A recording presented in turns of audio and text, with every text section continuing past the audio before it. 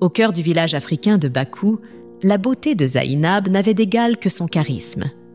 Les hommes du village, fascinés par son allure gracieuse, ne pouvaient s'empêcher de la courtiser, espérant gagner son cœur. Mais Zainab, malgré les attentions, restait attirée par la simplicité et les valeurs morales de Toundé, un jeune homme travailleur et respectueux. Ses amies, souvent jalouses de l'attention qu'elle recevait, la pressaient de viser plus haut, vers des hommes riches qui pourraient lui offrir une vie de luxe. « Avec ta beauté, tu mérites bien plus qu'un simple travailleur », lui répétait-elle. Malgré ses propres sentiments pour Toundé, les paroles de ses amis semaient le doute dans son esprit, la poussant à remettre en question ses propres désirs. Toundé était au bord de la rivière, torse nu, ses muscles se dessinant sous le soleil, alors qu'il lavait ses vêtements. C'est alors que l'ami de Zainab apparut, attirée par la vue de Toundé. Fascinée par sa silhouette athlétique, elle s'approcha, un sourire charmeur aux lèvres. « Bonjour Toundé, besoin d'aide ?» demanda-t-elle d'une voix douce, ses yeux fixés sur ses abdos. Toundé, mal à l'aise, tenta de rester poli tout en déclinant son offre. « Non, merci, je peux m'en occuper. » Mais l'ami de Zainab insista, se rapprochant davantage, jusqu'à effleurer les muscles de Toundé. « Tu es vraiment impressionnant.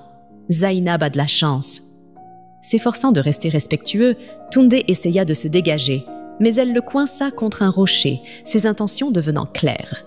C'est à ce moment-là que Zainab apparut au loin, son cœur se serrant en voyant son amie si proche de Toundé. Confuse et blessée, elle cria son nom, attirant l'attention de tous. L'ami de Zainab, réalisant que leur secret risquait d'être révélé, changea soudainement d'attitude, feignant la panique. « Zainab, aide-moi! Toundé essaie de me forcer !» s'écria-t-elle, feignant la détresse. Toundé, stupéfait par ce retournement de situation, tenta de se défendre. « Non, ce n'est pas vrai, c'est elle qui… » Mais avant qu'il ne puisse terminer sa phrase, Zainab était déjà sur eux, le cœur empli de colère et de confusion. L'ami de Zainab, jouant la victime, se réfugia derrière elle, pleurant des larmes de crocodile. Zainab, déchirée, ne savait plus où donner de la tête. Les mots de son ami résonnaient dans son esprit, la plongeant dans le doute. Toundé, le regard suppliant, tenta de capter son attention. « Zainab, je te jure que ce n'est pas ce que ça semble être. » Mais Zainab, bouleversée, tourna les talons et s'enfuit, laissant derrière elle un Toundé désemparé et une amie triomphante. La rumeur du drame au bord de la rivière ne tarda pas à se répandre dans tout Bakou. Après l'incident à la rivière, Zainab, le cœur brisé, décida de prendre ses distances avec Toundé. Les paroles de ses amis, ajoutées à la scène qu'elle avait vue, la convainquirent qu'elle méritait mieux. Déterminée à suivre les conseils de ses amis, elle commença à ignorer les tentatives de Toundé pour s'excuser et expliquer la situation. Toundé, désespéré, tenta de parler à Zainab, mais ses amis s'interposèrent, l'accusant d'être la cause du chagrin de Zainab. « Elle mérite mieux que toi », disait-elle. Sous l'influence de ses amis, Zainab se laissa convaincre. Elles commencèrent à la pousser vers un homme riche récemment arrivé au village, sans rien dire à Toundé. Derrière son animatique et jalousie d'elle, comme était le cas de plusieurs femmes du village, ses amis voulaient secrètement voir Zainab échouer dans sa relation avec Toundé pour s'enorgueillir de leur propre influence sur elle. Malik, charmant et plein de promesses, fit forte impression sur Zainab. Sous le regard approbateur de ses amis, elle commença à envisager un avenir avec lui, tentant d'oublier Toundé et le bonheur simple qu'elle avait espéré. Mais malgré les apparences, le cœur de Zainab restait tourmenté, partagé entre la richesse promise par Malik et les sentiments qu'elle avait pour Toundé. Les jours passaient, et bien que Malik la comblât de cadeaux et d'attentions, Zainab ne pouvait s'empêcher de repenser à la gentillesse et à l'authenticité de Toundé. Ses amis, ravis de la voir céder à leur influence, continuaient de la pousser vers Malik, la convainquant que son bonheur était entre les mains de cet homme fortuné. Pourtant, des doutes commençaient à s'installer en elle. Derrière le charisme de Malik se cachaient des attentes et des exigences auxquelles elle n'était pas prête à répondre. Au fil des semaines, Zainab commença à remarquer un changement dans le comportement de Malik. L'homme charmant et attentionné qui l'avait courtisé avec tant de soin semblait s'effacer peu à peu. Malik passait de plus en plus de temps à l'extérieur, accompagné de ses amis, et lorsque Zainab lui demandait pourquoi il ne rentrait pas plus tôt, il répondait avec agacement ou esquivait la question. Par moments, il montrait même des éclats de colère qui la surprenaient et l'effrayaient. Un soir, alors qu'il revenait tard, l'odeur de l'alcool encore sur lui, Zainab tenta d'engager une conversation. « Malik, je sens qu'on s'éloigne. Ce n'est pas ce que tu me montrais au début quand tu voulais qu'on soit ensemble. Pourquoi es-tu devenu si distant ?» demanda-t-elle d'une voix calme mais teintée d'inquiétude. « Tu te fais des idées, Zainab, » répondit-il brusquement, évitant son regard. « Tu devrais être contente de tout ce que je t'offre. Tu voulais un homme capable de te donner une belle vie, non? Alors accepte-la. » Les mots de Malik, bien que déguisés en reproches, plantèrent une graine de doute dans le cœur de Zainab. Elle commença à se demander si elle avait fait une erreur en choisissant Malik. Était-ce là l'homme avec qui elle devait passer le reste de sa vie?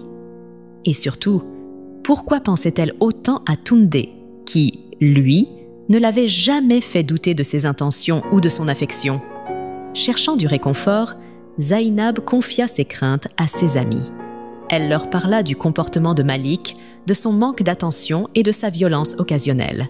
« Peut-être que j'ai fait une erreur », avoua-t-elle à mi-voix, comme si prononcer ces mots rendait ses doutes plus réels. Ses amis, cependant, balayèrent ses inquiétudes d'un revers de main. « Zainab, tu réfléchis trop !» dit Kadiatou, l'air exaspéré. « Tous les hommes ont leurs défauts. Malik est un homme occupé, mais il t'aime. Donne-lui du temps et tout redeviendra comme avant. Tu ne veux pas gâcher cette chance, n'est-ce pas ?» Malgré leurs paroles rassurantes, Zainab sentit une froideur dans leur ton, comme si elle défendait Malik pour d'autres raisons. En réalité, ses amis, craignant que Zainab ne change d'avis et ne revienne vers Toundé, décidèrent d'agir en coulisses. Elles rendirent visite à Malik en secret, lui rapportant les doutes de Zainab. « Elle commence à se poser des questions », avertit Kadiatou. « Si tu veux la garder, tu dois la rassurer. Fais quelque chose pour lui prouver que tu es sérieux. » Malik, vexé à l'idée que Zainab puisse envisager de le quitter, prit une décision rapide. Il fallait agir avant que la situation ne lui échappe. Le lendemain, il se montra sous un tout autre jour. Il rentra plus tôt, fit des compliments à Zainab, et même s'il manquait encore de sincérité, il proposa une grande étape. « J'ai réfléchi, Zainab. Allons voir tes parents pour officialiser notre union. Je veux qu'on construise notre foyer. » Ces mots frappèrent Zainab comme une promesse qu'elle avait espérée, mais la rapidité avec laquelle Malik les prononça la laissa perplexe. Était-ce une preuve d'amour véritable ou simplement une stratégie pour la garder sous contrôle? Malgré ses doutes, elle accepta. Peut-être qu'en avançant, elle trouverait enfin les réponses qu'elle cherchait. Mais dans son cœur, une autre vérité persistait. Elle ne pouvait oublier Toundé, ni les sourires sincères qu'ils partageaient autrefois.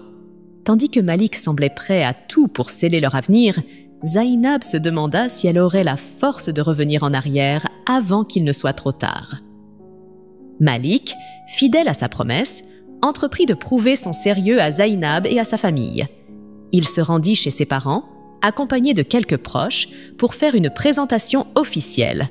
Chargé de cadeaux, des paniers remplis de fruits, des bouteilles de vin, des étoffes précieuses, il fit une impression éclatante. La famille de Zainab, impressionnée par sa générosité et ses bonnes manières, l'accueillit chaleureusement. « Nous voyons que tu as de bonnes intentions pour notre fille », dit le père de Zainab, un sourire de satisfaction sur le visage. « Cela nous rassure. » Malik leur remit même un premier vin de dot, scellant symboliquement son engagement envers Zainab. Ce geste solennel fit naître une nouvelle admiration dans le cœur de Zainab. Elle commença à voir en lui non seulement un homme déterminé, mais aussi quelqu'un capable de changer pour elle. Les amis de Zainab ne furent pas oubliés. Malik, désireux de maintenir leur soutien, s'assura qu'ils se sentent toujours les bienvenus. À chaque visite, il les accueillait avec bienveillance, partageant boissons et argent. Kadiatou et les autres, flattées et reconnaissantes, ne tarissaient plus d'éloges à son sujet, renforçant encore l'idée que Malik était l'homme idéal. Peu à peu, Zainab s'adoucit et, à son propre étonnement, commença à tomber sincèrement amoureuse de lui. Les moments passés ensemble étaient empreints de douceur, et Malik semblait s'être transformé en un partenaire attentif. La vie avec lui promettait d'être heureuse, et Zainab se sentit enfin apaisée. Mais cette quiétude fut brusquement rompue. Un matin, alors qu'elle bavardait avec ses amis au marché, une rumeur déchirante parvint à ses oreilles. « Tu as entendu ? Toundé est mort. Il est tombé en grimpant un palmier. » Zainab sentit le sol se dérober sous ses pieds. « Quoi ? Non, ce n'est pas possible !» s'écria-t-elle, refusant d'y croire. Les détails étaient déjà sur toutes les lèvres. Toundé avait tenté de grimper un palmier pour couper des noix de palme, un acte qu'il faisait souvent pour subvenir à ses besoins. Mais cette fois, la corde qu'il utilisait s'était rompue et la chute avait été fatale. Zainab sentit une douleur aiguë dans son cœur. Même si elle avait pris ses distances avec Toundé et avait commencé une nouvelle vie avec Malik, la nouvelle de sa mort lui rappela combien cet homme avait compté pour elle. Ses mains tremblaient alors qu'elle écoutait les récits des témoins. Le village entier fut ébranlé par cette tragédie. Toundé était connu pour son ardeur au travail et son dévouement, et sa perte laissait un vide dans la communauté. Pour Zainab, la douleur était double.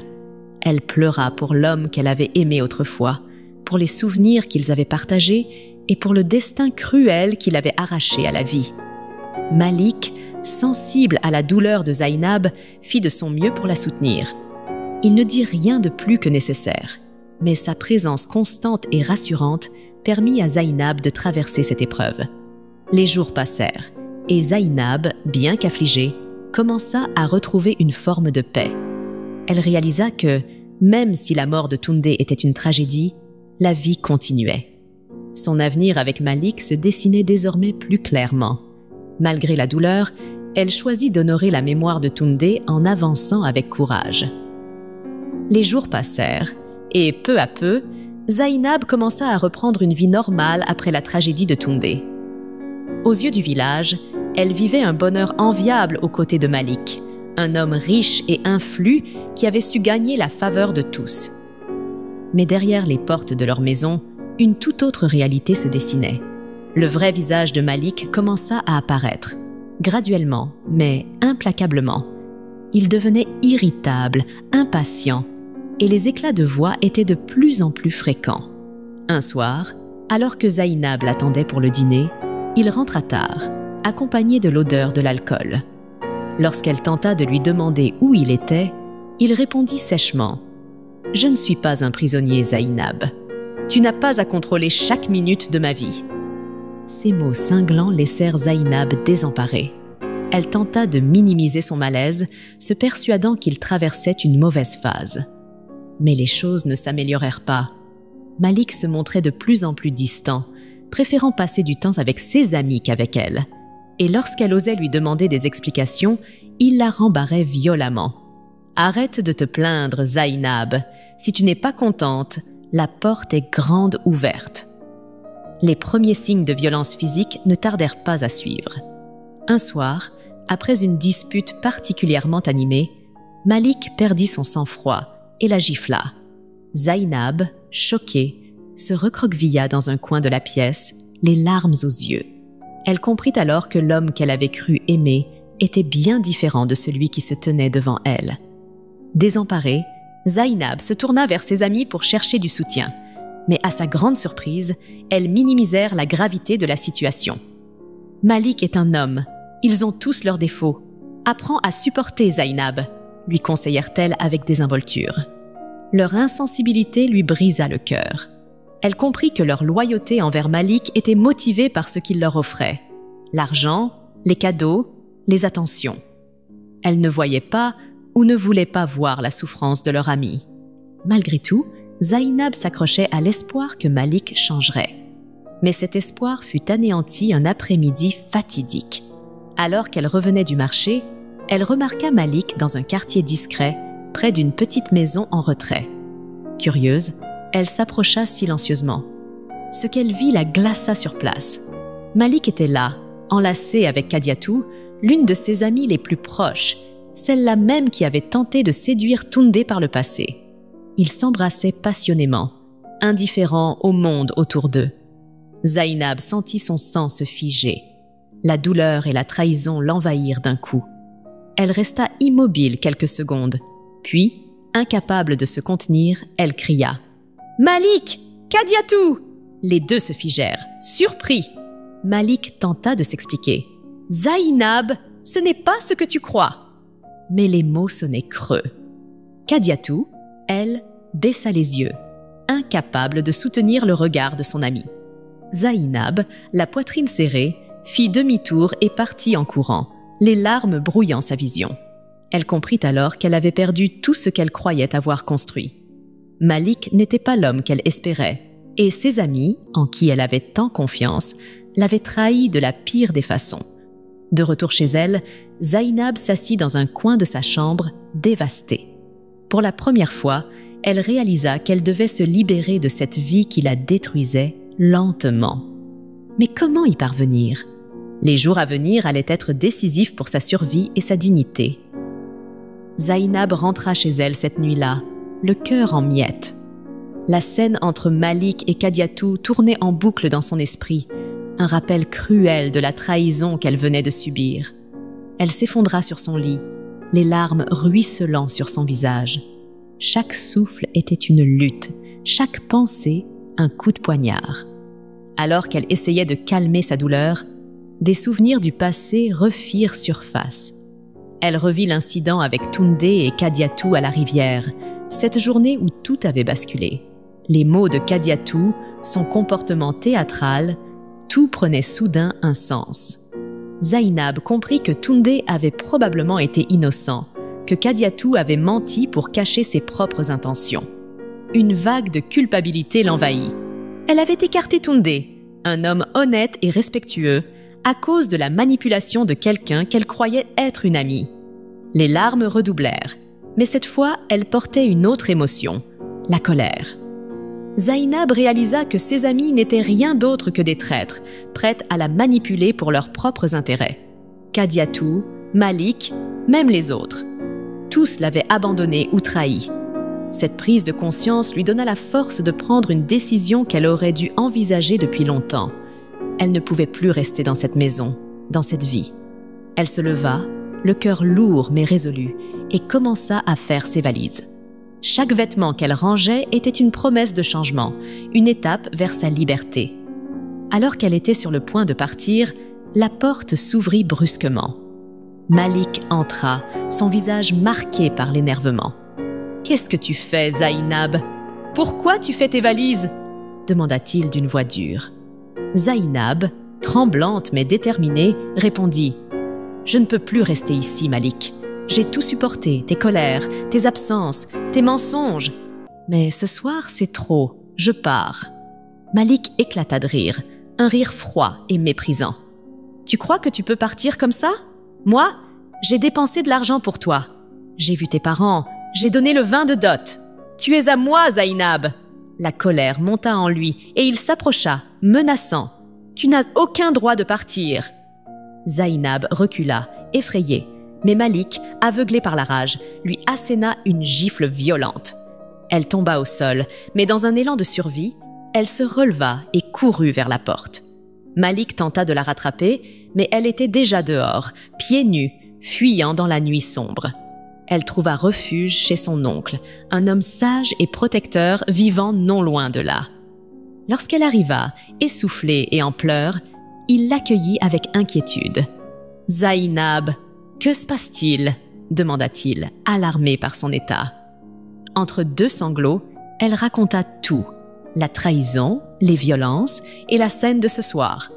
Son oncle l'écouta en silence, son visage se durcissant à mesure qu'elle parlait. Lorsqu'elle eut fini, il se leva, déterminé. « Demain, nous irons voir Malik. Je ne laisserai pas ma nièce vivre ainsi. » Le lendemain, ils se rendirent chez Malik. Ce dernier, surpris de les voir, tenta de se justifier dès leur arrivée. « C'est un malentendu », dit-il, feignant un calme qu'il ne possédait plus. Mais Zainab, soutenue par son oncle, refusa de se taire. « Un malentendu ? Et tes colères, tes coups, tes mensonges, c'est aussi un malentendu !» lança-t-elle, les yeux brillants de colère et de douleur. Malik, piqué au vif, perdit son sang-froid. « Ne commence pas à faire la maligne devant moi, Zainab !» Il fit un pas menaçant vers elle, mais son oncle s'interposa, le regard dur. « Ça suffit, Malik. Si tu crois que tu peux continuer à la traiter ainsi, tu te trompes. Je ne vais pas laisser ma nièce en danger. » Malik, hors de lui, tenta une nouvelle fois de s'approcher de Zainab, mais l'oncle, bien plus robuste, le repoussa fermement. « Tu veux la frapper devant moi ? Tu penses que c'est ça, être un homme ?» tonna-t-il. « Tu es un lâche, Malik. Et si c'est comme ça, je prends Zainab avec moi. Je n'ai pas besoin d'aller demander l'avis de qui que ce soit. Tu n'es pas un homme pour elle. » Malik, frustré mais incapable de répliquer, les regarda partir, furieux.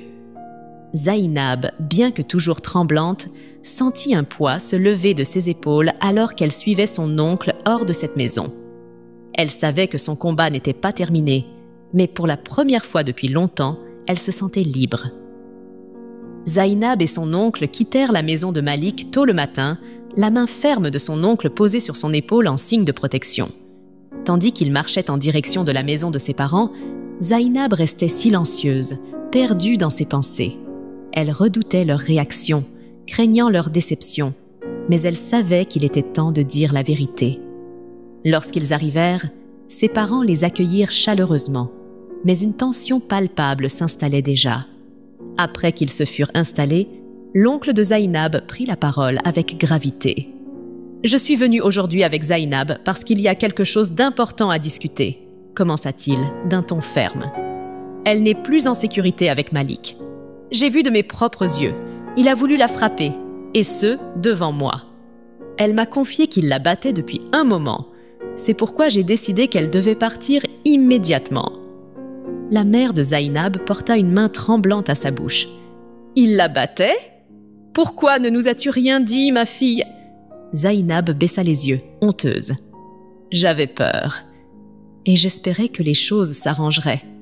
Mais ça n'a fait qu'empirer. » Son père poussa un long soupir, le visage sombre. « Nous pensions qu'il prendrait soin de toi.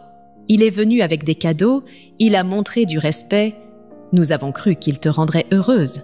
Nous avons eu tort. » L'oncle hocha la tête. « C'est pour ça que je suis ici. J'ai décidé que Zainab viendrait vivre avec moi.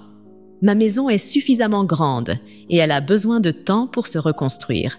Je ne pouvais pas la laisser en danger. » Après une longue discussion, les parents de Zainab finirent par acquiescer à contre-cœur. « Nous te faisons confiance, frère, » dit son père, la voix lourde de regret. « Prends soin d'elle. Et toi, Zainab, sache que si tu as besoin de quoi que ce soit, nous serons toujours là. » Le départ fut empreint de tristesse et de soulagement.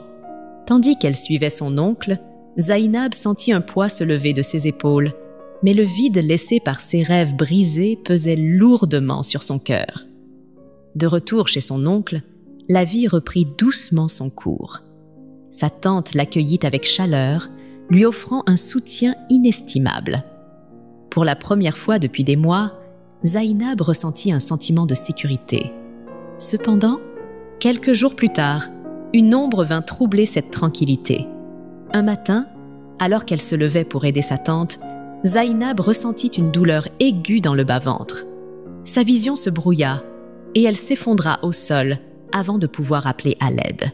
Sa tante, alertée par le bruit, se précipita et cria à son mari. Ensemble, ils la transportèrent en urgence à l'hôpital.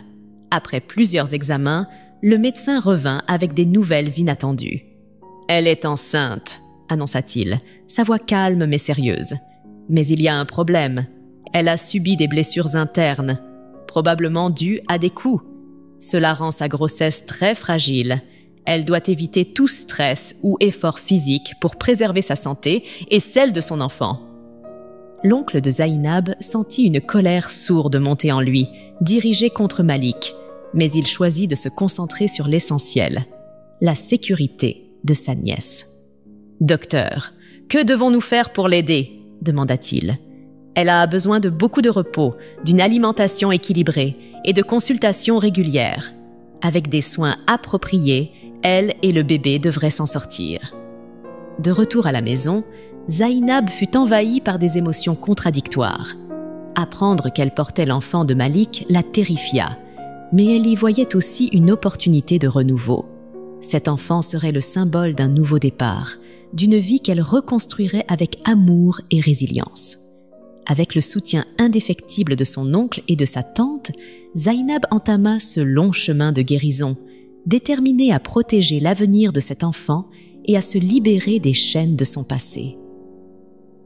Les mois passèrent et la grossesse de Zainab devint impossible à cacher.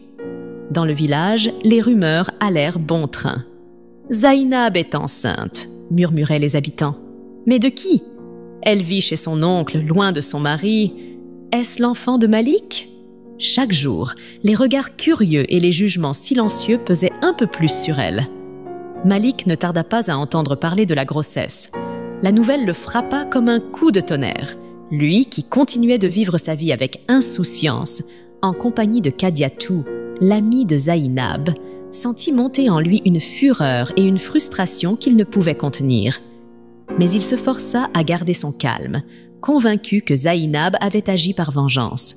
« Elle m'a humilié, pensa-t-il, mais ça n'a pas d'importance.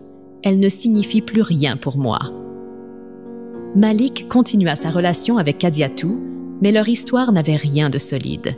Leur union était bâtie sur des intérêts superficiels, l'argent de Malik et l'opportunisme de Kadiatou.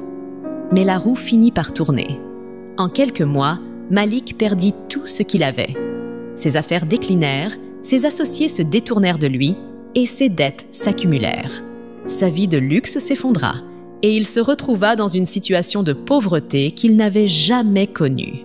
Kadiatou, fidèle à elle-même, ne resta pas longtemps. Dès que Malik devint incapable de lui offrir les cadeaux et le confort auxquels elle s'était habituée, elle le quitta sans remords, le laissant seul dans sa misère. Malik, désormais méprisé par ceux qui l'admiraient autrefois, vécut une descente aux enfers qui le rendit amer et isolé. Pendant ce temps, Zainab poursuivait sa vie chez son oncle, se concentrant sur sa grossesse. Chaque jour, elle prenait soin d'elle, soutenue par l'amour et la protection de son oncle et de sa tante.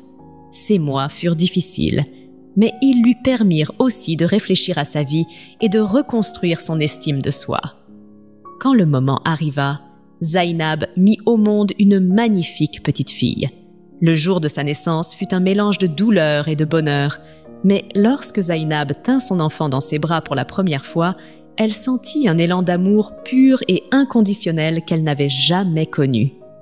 Elle la nomma Mataya, un prénom choisi avec soin pour symboliser un nouveau départ. Mataya devint rapidement le centre de sa vie, un rayon de soleil qui illuminait ses jours et lui rappelait que, malgré tout ce qu'elle avait traversé, elle avait trouvé la force de continuer. La vie continua paisiblement dans la maison de son oncle.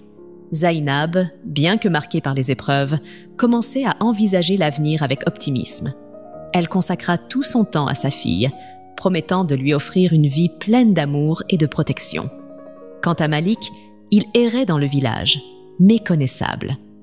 Il regardait de loin la maison de l'oncle de Zainab, se demandant parfois si cet enfant était le sien.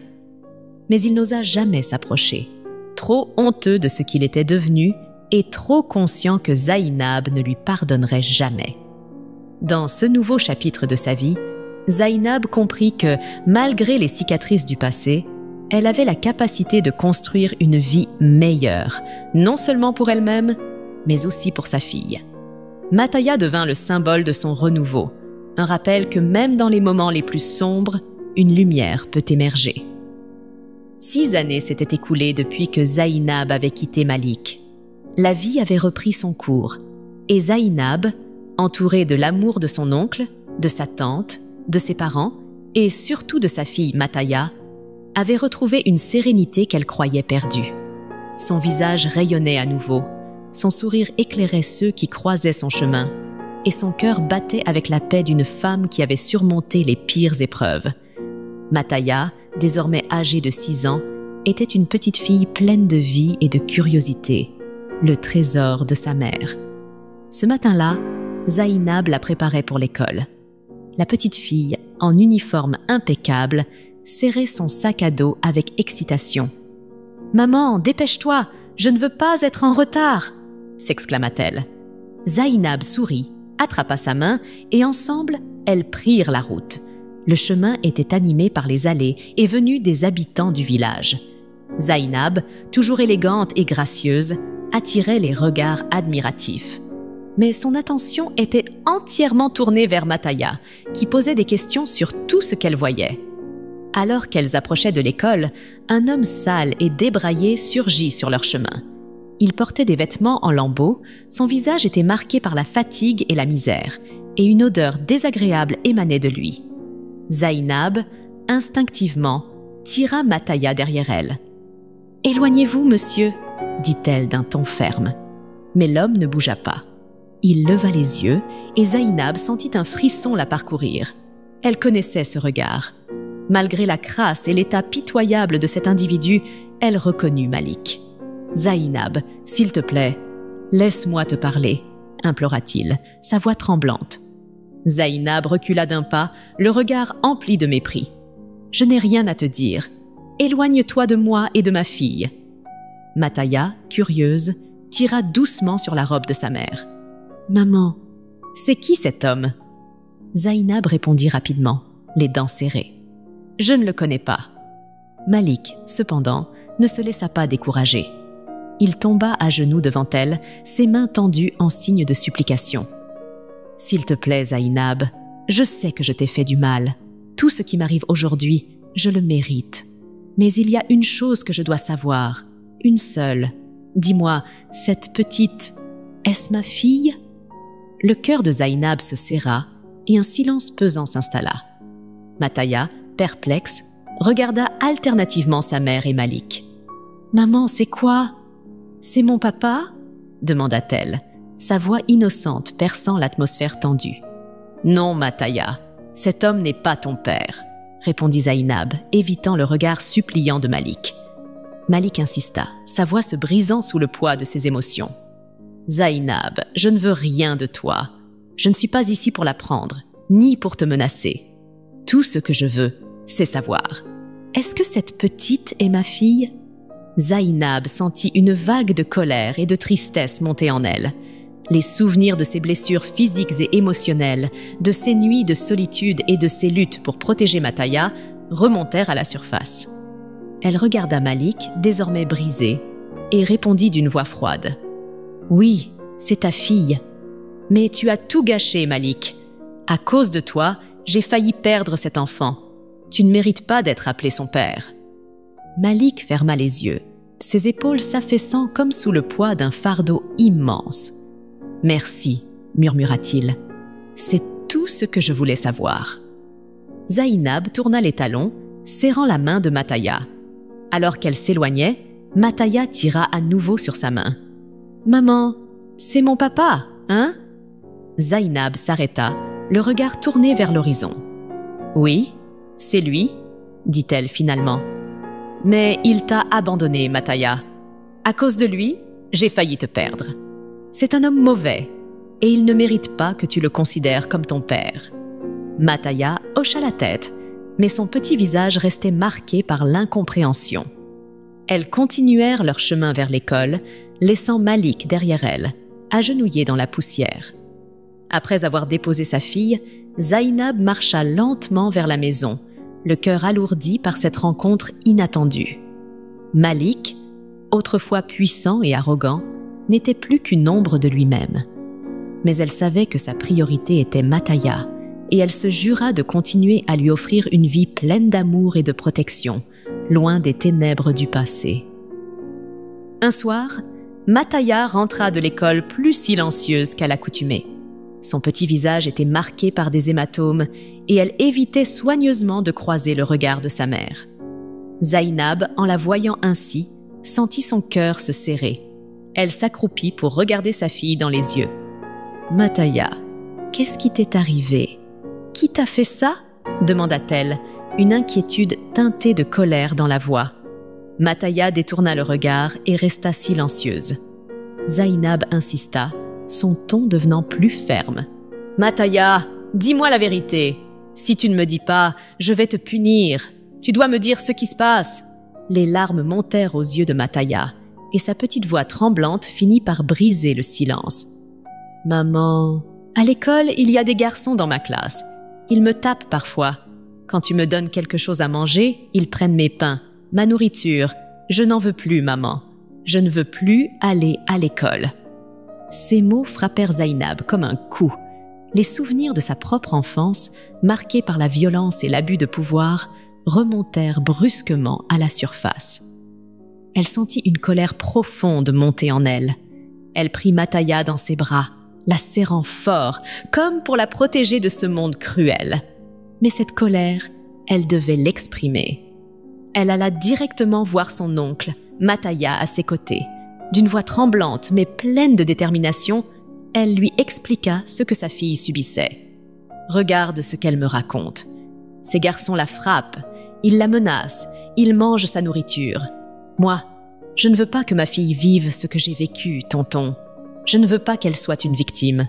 Pas elle, pas après tout ce que j'ai enduré. » L'oncle de Zainab, profondément touché par ces paroles, hocha lentement la tête. « Tu as raison, ma fille. Ce n'est pas une vie pour Mataya. Il faut qu'on fasse quelque chose. » Le lendemain matin, après une nuit de réflexion, l'oncle prit une décision. « Mataya, viens avec moi, » dit-il. Il prit sa main et, sans rien dire de plus, l'emmena dans un endroit où Zainab n'avait pas mis les pieds depuis longtemps, chez un vieil ami spécialisé dans les totems de combat. Cet homme, respecté pour son savoir ancestral, avait aidé de nombreuses personnes à développer leur force intérieure et physique à travers ces pratiques. Ce rituel implique plusieurs étapes précises. L'opérateur pratique de légères incisions au niveau des articulations du corps, généralement à l'aide d'une lame de rasoir. Après ces scarifications, il applique méticuleusement une poudre aux propriétés mystiques, traditionnellement de couleur sombre, composée principalement de fragments osseux d'animaux et d'autres ingrédients rituels. La croyance fondamentale de ce rituel repose sur l'idée que, lorsque le processus est correctement exécuté, le pratiquant absorbe symboliquement et spirituellement les qualités intrinsèques des animaux dont les ossements ont été utilisés dans la préparation de la poudre. On cherche ainsi à s'approprier leur force, leur courage, leur agilité ou d'autres attributs considérés comme bénéfiques dans un contexte de confrontation. En arrivant, l'oncle salua son ami, un homme robuste aux traits marqués par les années. « Mon frère, j'ai besoin de ton aide, » commença-t-il. « Cette petite, c'est ma nièce. Elle est harcelée, battue, et sa mère ne peut plus supporter ça. Nous voulons qu'elle soit forte. Je veux que tu l'inities au totem de combat. Je veux qu'elle soit capable de se défendre et qu'elle ne soit jamais à la merci de personne. » L'homme observa Mataya en silence, scrutant son visage innocent mais marqué par la douleur. Il hocha lentement la tête. « Je comprends. Si tu veux que je l'aide, il faudra qu'elle soit courageuse. Les totems de combat ne sont pas un jeu d'enfant. Mais si elle est prête, je vais faire ce qu'il faut.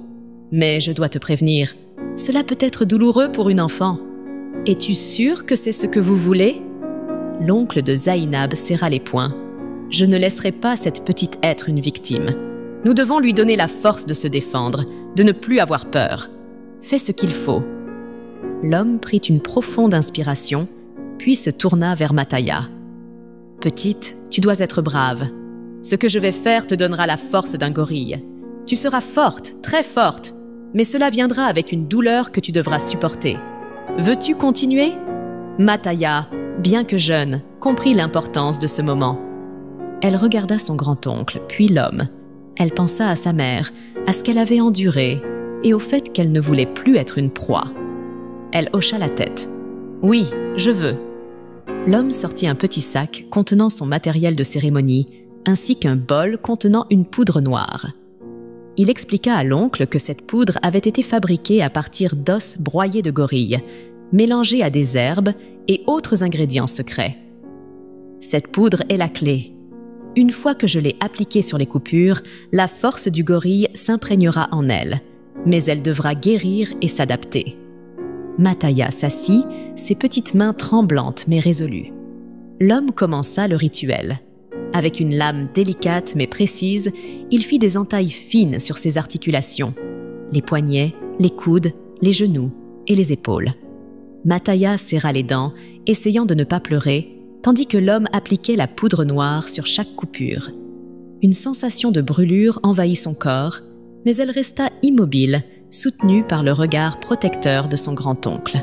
« Bien, » dit l'homme en terminant. « C'est fait, le rituel est accompli. Repose-toi bien aujourd'hui, petite. Demain, tu commenceras à sentir la force. Dans quelques jours, cette force sera tienne. » L'oncle remercia chaleureusement son ami et ramena Mataya à la maison. Zainab, inquiète mais déterminée, veilla sur sa fille toute la nuit. Le lendemain, Mataya se réveilla différente. Elle se sentait plus énergique et une force nouvelle semblait vibrer en elle. Dans les jours qui suivirent, elle remarqua que ses mouvements étaient plus rapides, plus précis, et qu'elle était capable de porter des objets qu'elle ne pouvait pas soulever auparavant. Zainab observa ces changements avec une fierté mêlée d'émotion. Elle savait que sa fille ne serait plus jamais une victime. Ce rituel, bien que difficile à accepter, lui avait donné un pouvoir qu'aucun enfant de son âge ne possédait. Mataya retourna à l'école avec une nouvelle confiance. Les garçons qui l'intimidaient auparavant tentèrent de la menacer encore une fois, mais cette fois, elle se défendit. Sa force impressionnante les stupéfia et ils prirent la fuite. À partir de ce jour, plus personne n'osa s'en prendre à elle. Pour Zainab, voir sa fille ainsi transformée était un soulagement. Mais elle se demandait si ce pouvoir, bien que protecteur, ne venait pas avec ses propres défis. Elle espérait que Mataya utiliserait cette force pour se défendre et non pour se venger. Pour l'instant, elle se contenta de profiter de ce moment de calme, heureuse que sa fille ait trouvé la force de se battre contre l'adversité. Les jours qui suivirent le rituel des totems de combat, Mataya changea. Sa force, qu'elle avait d'abord utilisée pour se défendre, devint une source de fierté et de confiance. Mais cette confiance, trop grande pour une enfant de son âge, commença à déborder. À l'école, elle imposait sa volonté avec une assurance déconcertante. Les élèves, qu'ils soient garçons ou filles, même plus âgés qu'elle, n'osaient plus la contredire. Un jour, un garçon tenta de se moquer d'elle devant la classe. Mataya, sans hésiter, le saisit par le col et le jeta au sol comme s'il ne pesait rien. 2 de ses amis essayèrent d'intervenir, mais elle les maîtrisa en quelques secondes. La scène, qui aurait pu paraître héroïque si elle défendait quelqu'un, prit un ton inquiétant. Mataya, les poings serrés, fixait ses camarades et un silence pesant s'abattit sur la salle. Les plaintes commencèrent à affluer chez Zainab et son oncle.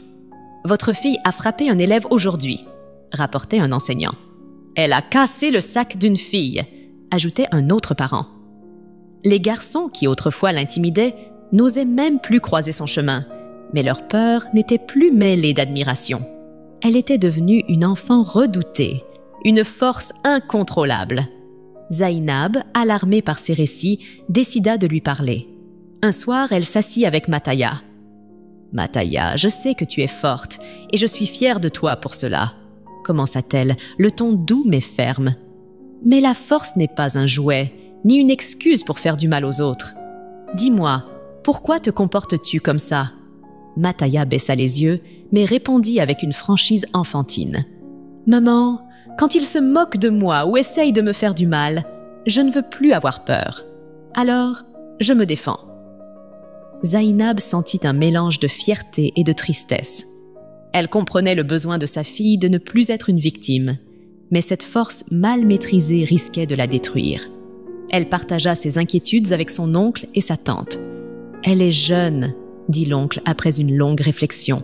« Elle ne comprend pas encore que sa force n'est pas un outil de vengeance, mais un don qu'elle doit apprendre à contrôler. C'est à nous de lui enseigner cela. » Un jour, la situation atteignit un point critique. Mataya, en colère contre un garçon qui l'avait provoqué, le frappa si fort qu'il saigna du nez. L'école convoqua immédiatement Zainab et son oncle pour discuter de l'incident.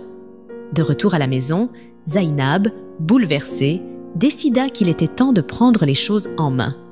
Elle assembla toute la famille et parla à Mataya avec une fermeté qu'elle n'avait jamais utilisée auparavant. « Mataya, écoute-moi bien. La force que tu as est un cadeau. Mais si tu ne l'utilises pas correctement, ce cadeau deviendra une malédiction. Les gens ne t'aimeront pas parce que tu es forte. Ils t'aimeront parce que tu es bonne, parce que tu es respectueuse. Nous allons t'aider, mais tu dois faire des efforts. » Son oncle ajouta d'un ton grave.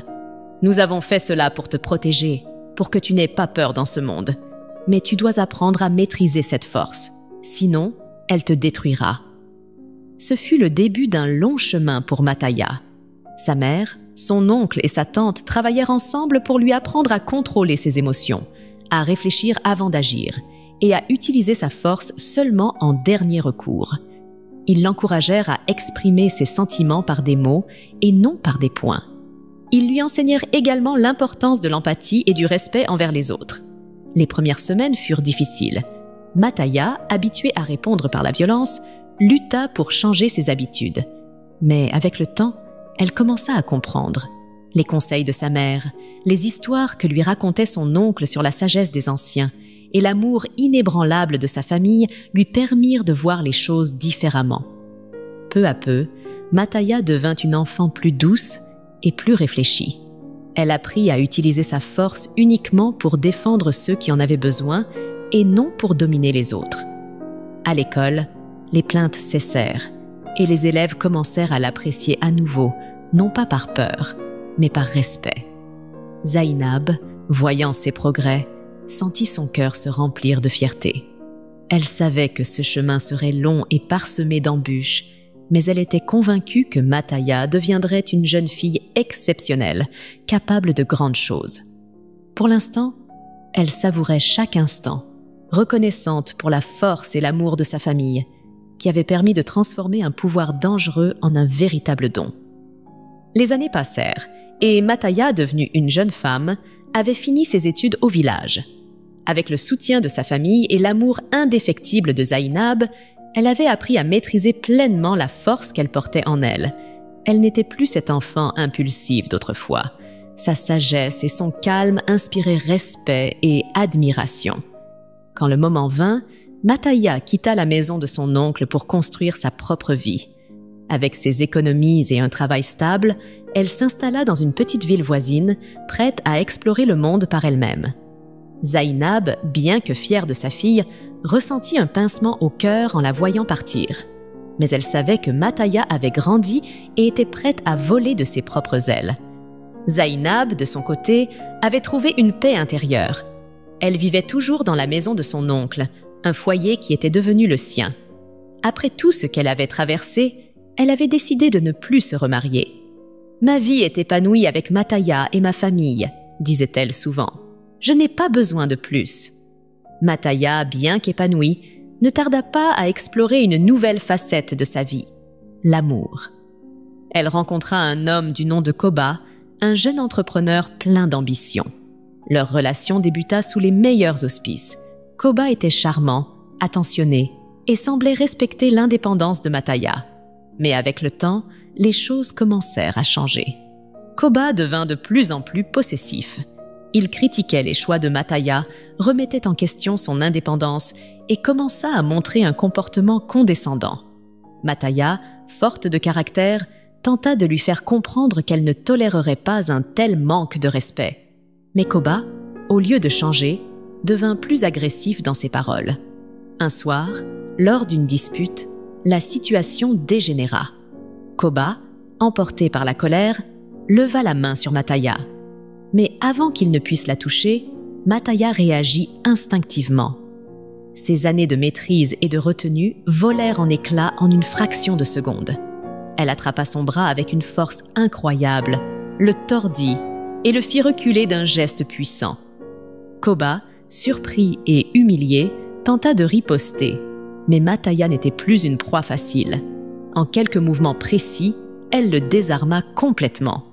Elle le projeta au sol comme s'il ne pesait rien.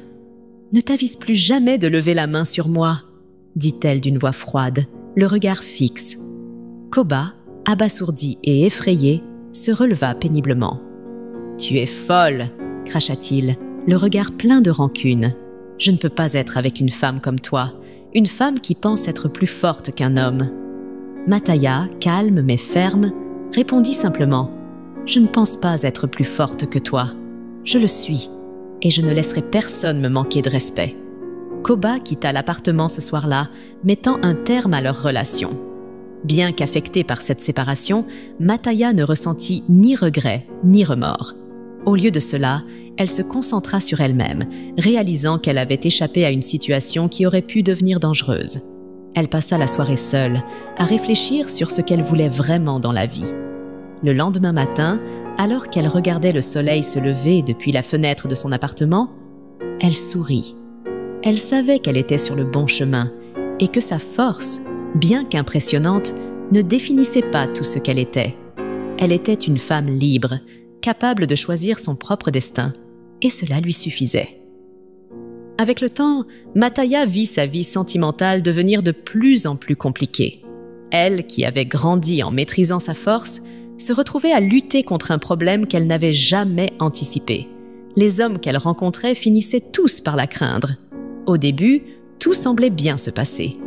Mataya, avec sa beauté éclatante et sa personnalité confiante, attirait facilement l'attention.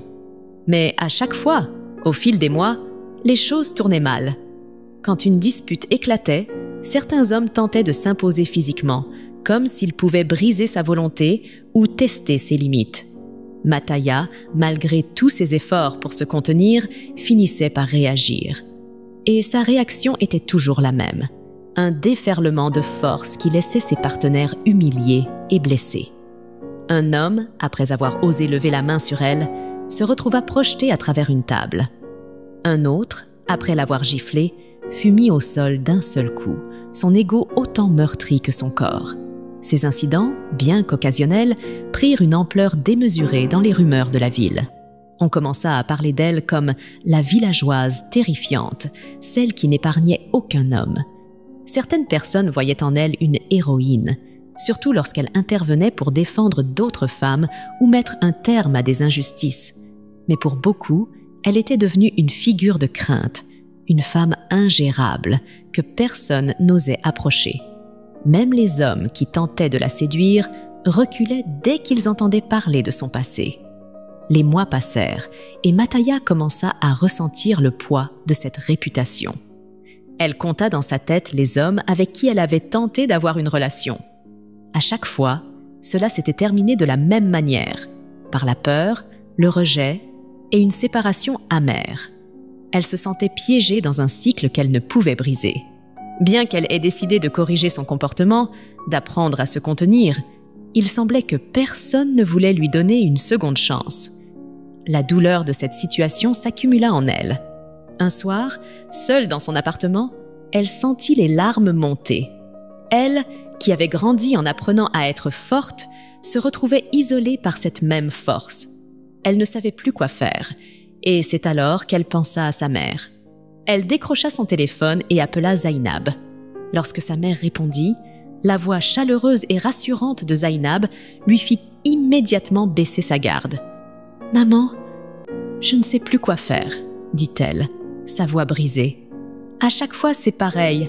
Je rencontre quelqu'un, tout semble bien, mais dès qu'il découvre ma force, tout s'effondre.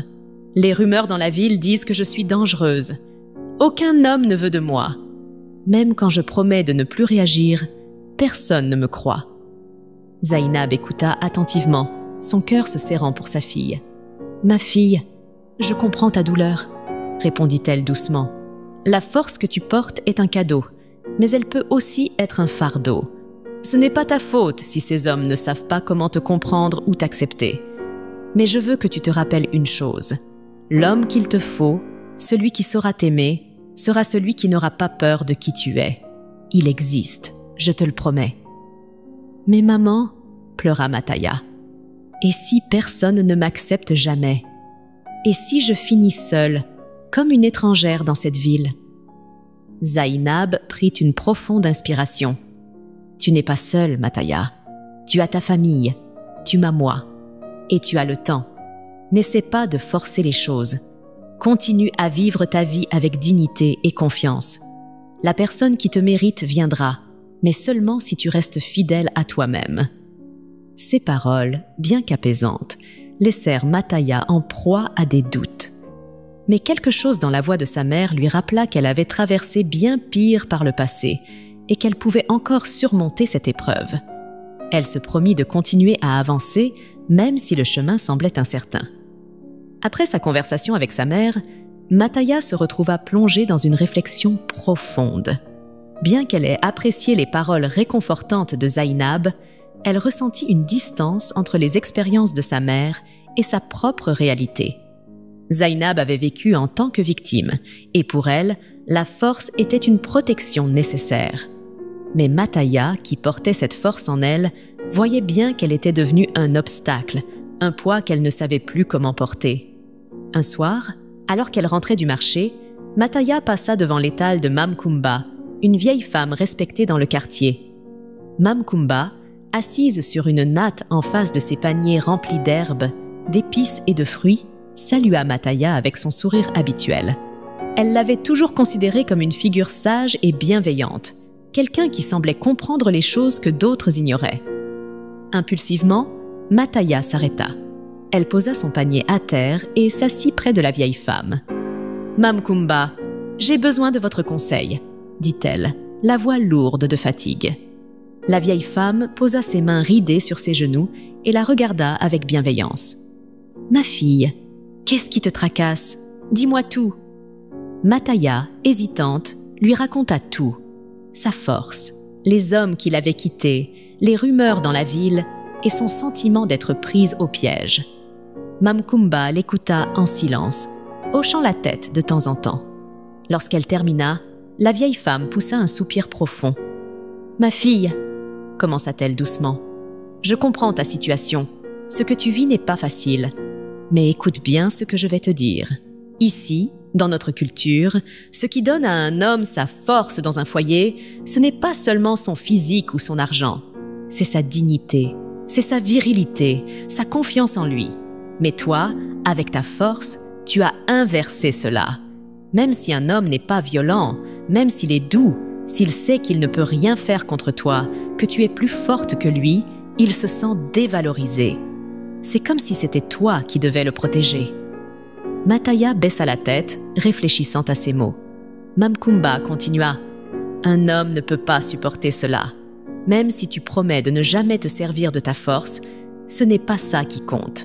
Ce qui compte, c'est qu'il sache qu'il est le patron, qu'il a le pouvoir sur toi, même symboliquement. Mais si, au fond de lui, il sait qu'il ne pourra jamais te dominer, c'est perdu d'avance. » La vieille femme marqua une pause, puis planta son regard dans celui de Mataya. « Mon conseil, ma fille, c'est ceci, quitte cette ville. Ici, tout le monde te connaît. Tout le monde sait ce dont tu es capable et cela joue contre toi. Tu n'auras pas de seconde chance ici. Si tu veux vraiment changer ta vie, va ailleurs, dans une nouvelle ville où personne ne te connaît. Et là-bas, apprends à te fondre dans la masse, garde ta force pour toi. Ne laisse personne découvrir ce que tu peux faire. Commence une nouvelle vie où tu pourras montrer une autre facette de toi. » Mataya sentit un mélange de soulagement et d'appréhension en écoutant ces paroles. Elle savait que Mame Kumba avait raison. Tant qu'elle resterait dans cette ville, les regards, les rumeurs et la peur des autres continueraient de la poursuivre. « Merci, Mame Kumba, » murmura-t-elle. « Je vais suivre votre conseil. » La vieille femme hocha la tête. « C'est la meilleure chose à faire, ma fille. Va, mais souviens-toi de ce que je t'ai dit. Ta force est un don, mais elle ne doit pas être ta seule identité. Montre au monde que tu es bien plus que cela. » Le lendemain, Mataya commença à préparer son départ. Elle informa sa mère de sa décision, expliquant qu'elle avait besoin de changer de vie pour se libérer des chaînes de son passé. Zainab, bien que triste de voir sa fille partir, comprit et la soutint. Quelques jours plus tard, Mataya quitta la ville avec ses affaires et un cœur plein d'espoir. Alors qu'elle s'éloignait, elle jeta un dernier regard en arrière, promettant à elle-même que cette fois, elle réussirait. Elle était déterminée à recommencer à zéro, à se reconstruire et à trouver un équilibre entre sa force et sa vie. Une nouvelle aventure commençait, et Mataya savait que ce serait un chemin difficile, mais nécessaire. Le voyage de Mataya fut long, ponctué de paysages changeants et d'une multitude de pensées qui traversaient son esprit. En quittant cette ville, elle laissait derrière elle une réputation, des souvenirs et une part d'elle-même. Elle avait pris la décision de recommencer à zéro, de reconstruire sa vie loin des regards qui l'avaient jugée et des rumeurs qui l'avaient suivie. Lorsqu'elle arriva dans cette nouvelle ville, Mataya sentit un mélange d'appréhension et d'espoir. Tout était différent ici. Les rues étaient animées par des marchands, les étals colorés débordaient de fruits, de légumes et de tissus. Les habitants semblaient affairés, mais bienveillants. Mataya trouva une petite chambre à louer et, avec le peu d'économie qu'elle avait, décida de se lancer dans un petit commerce au marché. Elle commença à vendre des fruits et des épices, s'intégrant rapidement à la vie du marché. Chaque jour, elle accueillait ses clients avec un sourire, écoutant leurs histoires et apprenant les subtilités de la ville. Bien qu'elle gardât sa force cachée, elle ne tarda pas à se faire respecter par sa gentillesse et son travail acharné. Un jour, alors qu'elle rangeait ses marchandises après une longue journée, un homme s'arrêta devant son étal. Il portait des vêtements simples, son visage était marqué par le travail, mais ses yeux brillaient d'une chaleur sincère. « Bonsoir, mademoiselle, » dit-il avec un sourire timide. « Vous avez des épices qui sentent bon. » Mataya releva les yeux et sourit. « Merci. Vous en voulez ?» Il s'appelait David, un ouvrier du bâtiment qui travaillait sur un chantier voisin. Leur première conversation fut brève, mais marqua le début de quelque chose. Chaque jour, David passait au marché pour acheter quelque chose ou simplement pour échanger quelques mots avec Mataya. Il était respectueux, humble et semblait intrigué par elle. Au fil des semaines, leur complicité grandit.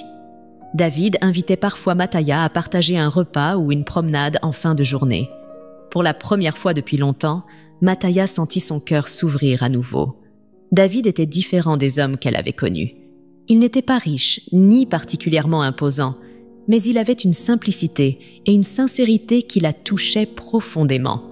Ils décidèrent de construire leur vie ensemble, partageant une petite maison à la périphérie de la ville. Leur relation, bien que solide, n'était pas sans défi. Comme tout couple, ils traversaient des disputes. Un soir, une querelle éclata entre eux. David, emporté par la colère, leva la main sur Mataya. C'était un geste qu'il regretta aussitôt, mais qui aurait suffi autrefois à déclencher une réaction dévastatrice de la part de Mataya. Cette fois, pourtant, elle ne fit rien. Elle baissa les yeux, laissant David exprimer sa frustration sans répondre par la violence. Elle sentit une douleur émotionnelle plus forte que la douleur physique, mais elle comprit que son silence était une victoire sur elle-même, une preuve qu'elle avait changé. David, bouleversé par son propre comportement, s'excusa sincèrement. « Je suis désolé, Mataya. Je ne voulais pas... Je ne recommencerai plus jamais. » Et il tint parole. Les disputes ne disparurent pas, mais elles ne prirent jamais plus une tournure physique. Mataya, par sa patience et sa résilience, réussit à transformer leur relation en quelque chose de plus équilibré et respectueux. Les mois passèrent, et leur amour se renforça. Mataya découvrit en David un partenaire capable de l'aimer pour qui elle était, sans peur ni ressentiment. Ensemble, ils surmontèrent les défis de la vie quotidienne, construisant un foyer chaleureux et accueillant. Un jour, Mataya sentit un changement en elle. Une visite chez le médecin confirma ce qu'elle soupçonnait. Elle attendait un enfant. Lorsque David apprit la nouvelle, son visage s'illumina d'une joie indescriptible. « On va avoir un bébé », murmura-t-il, les yeux pleins d'émotion.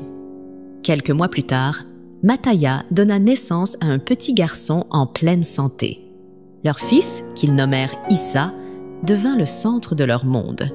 Pour Mataya, tenir son enfant dans ses bras fut une expérience transformatrice.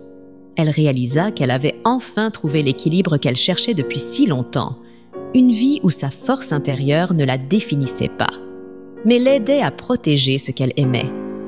Dans cette nouvelle ville, loin des rumeurs et des jugements, Mataya avait construit une vie paisible, marquée par l'amour, la patience et la résilience.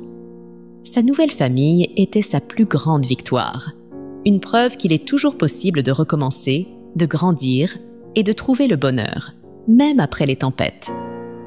Quelques mois après la naissance de son fils Issa, Mataya prit une grande décision, informer sa famille de sa nouvelle vie. Elle n'avait plus eu de contact direct avec eux depuis son départ, mais elle sentait que le moment était venu de partager sa joie avec ceux qui avaient toujours été là pour elle. Un soir, Mataya s'assit près de la fenêtre de sa maison, le petit Issa endormi dans ses bras, et composa le numéro de sa mère. Lorsque Zainab répondit, sa voix chaleureuse mais teintée de surprise emplit l'air. « Maman », commença Mataya, un sourire dans la voix, « j'ai une grande nouvelle. J'ai mis au monde un fils. Il s'appelle Issa. J'ai trouvé un foyer stable et je suis heureuse. » Zainab, émue, mit un moment avant de répondre. « Mataya, c'est la plus belle nouvelle que j'ai entendue depuis longtemps. Ton oncle et moi étions si inquiets pour toi. Maintenant, je peux dormir en paix, sachant que tu as trouvé ton bonheur. Nous sommes tous si fiers de toi. » Mataya demanda à sa mère de partager la nouvelle avec son oncle et ses grands-parents. Elle voulait que toute la famille sache qu'elle avait surmonté ses défis et qu'elle avait trouvé la stabilité et l'amour. Les années passèrent paisiblement. Mataya et David travaillaient dur pour élever leur fils dans un environnement stable et aimant.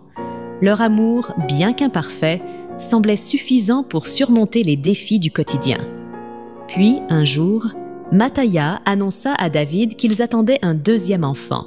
David, ravi, l'entoura de son soutien, et lorsqu'un garçon, Zaki, naquit quelques mois plus tard, leur famille s'agrandit dans la joie. La maison de Mataya était remplie de rires et de jeux d'enfants. Issa, à 7 ans, était protecteur envers son petit frère Zaki, âgé de 5 ans. Mataya regardait ses fils grandir avec une fierté immense, convaincue qu'elle avait enfin trouvé la vie qu'elle avait toujours désirée. Mais la paix ne dura pas. Avec le temps, David changea. Il commença à fréquenter de nouveaux amis, des hommes qui passaient leur temps dans les bars, à boire et à traîner tard dans la nuit. Mataya remarqua rapidement ce changement, mais au début, elle espéra que ce n'était qu'une phase. Cependant, plus David s'enfonçait dans ce style de vie, plus leur relation en souffrait. « David, » lui disait-elle souvent, « je t'en prie, arrête de fréquenter ces hommes. La boisson te change. Pense à nos enfants, pense à notre foyer. » David, cependant, semblait ignorer ces paroles. Les soirées tardives devinrent une habitude, et avec elles vinrent les disputes. Il rentrait à des heures impossibles, parfois ivre, parlant mal à Mataya, lui reprochant des choses absurdes. Le David qu'elle avait aimé semblait disparaître, remplacé par un homme qu'elle ne reconnaissait plus. Puis, un soir, après une dispute plus violente que les autres, David leva à nouveau la main sur Mataya. Elle sentit une vague de douleur et de colère monter en elle, mais cette fois, elle resta immobile. Les souvenirs de son passé, de ses propres réactions violentes, l'empêchèrent de répondre. Elle regarda David, ses yeux remplis de tristesse plus que de rage. « David, » murmura-t-elle, « je t'ai toujours respecté, mais si tu continues comme ça, tu détruiras tout ce que nous avons construit. » Les jours suivants furent tendus. David, bien qu'ému par les paroles de Mataya, continuait de boire et de traîner avec ses amis. Les disputes se multiplièrent, et Mataya, bien qu'elle ne réagît pas physiquement, commença à se sentir prisonnière d'une spirale qui lui rappelait les épreuves de sa propre mère. Malgré cela, elle restait forte pour ses fils. Chaque jour, elle leur enseignait la valeur du respect, de la patience et de la résilience. Elle savait que leur avenir dépendait de sa capacité à maintenir un foyer stable, même dans ces moments difficiles. Un soir, alors qu'elle mettait Zaki au lit, Issa s'approcha d'elle, les yeux pleins de curiosité et d'inquiétude. « Maman, » demanda-t-il doucement, « pourquoi papa est toujours en colère ?» Mataya s'arrêta, les larmes lui montant aux yeux. Elle s'agenouilla devant son fils et le regarda droit dans les yeux. « Ton papa traverse une période difficile, mon fils. Mais il nous aime. Et moi, je suis là pour vous protéger, toi et ton frère. N'oubliez jamais cela. » Ces mots, bien que prononcés pour rassurer ses enfants, résonnèrent comme une promesse à elle-même. Elle savait qu'elle devait trouver un moyen de surmonter cette épreuve, non seulement pour ses enfants, mais aussi pour elle. Mataya était déterminée à ne pas laisser les erreurs du passé se répéter. Par une après-midi ensoleillée, Issa et Zaki jouaient joyeusement au football devant la maison. Leur rire résonnait dans le quartier et leurs ballons usés rebondissaient contre les murs et les trottoirs. Mataya, comme à son habitude, était au marché, gérant son petit commerce. David, lui, dormait profondément à l'intérieur après une matinée mouvementée. Issa, plein d'énergie, fit une passe forte à son frère, mais Zaki, dans son enthousiasme, tira trop fort. Le ballon s'éleva dans les airs et franchit la clôture du voisin, atterrissant directement sur une corde à linge où des habits blancs, fraîchement lavés, séchaient tranquillement. Le ballon rebondit sur les vêtements, les marquant de taches sombres. Quelques instants plus tard, une femme sortit précipitamment de la maison voisine. Elle vit les vêtements salis et cria immédiatement « Hé, vous, là-bas, pourquoi jouez-vous ici? Vous avez vu ce que vous avez fait? Vous avez sali mes habits !» Les deux garçons, intimidés mais ne voulant pas montrer leur peur, commencèrent à s'excuser timidement.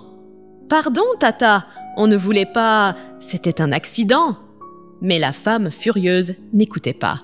Elle entra rapidement dans sa maison pour informer son mari.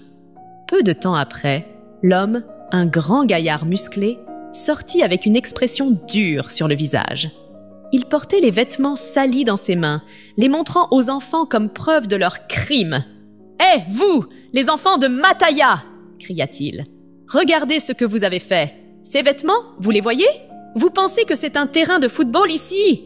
Issa et Zaki, effrayés, baissèrent la tête. « Tonton, pardon, on ne voulait pas... C'était une erreur. On ne va plus recommencer. » Mais leurs excuses ne calmèrent pas l'homme. Avec un regard plein de colère, il ramassa leur ballon et, sous leurs yeux horrifiés, sortit un couteau de sa poche et le perça violemment. Le ballon, symbole de leur jeu innocent, se dégonfla en un bruit sourd. « Voilà !»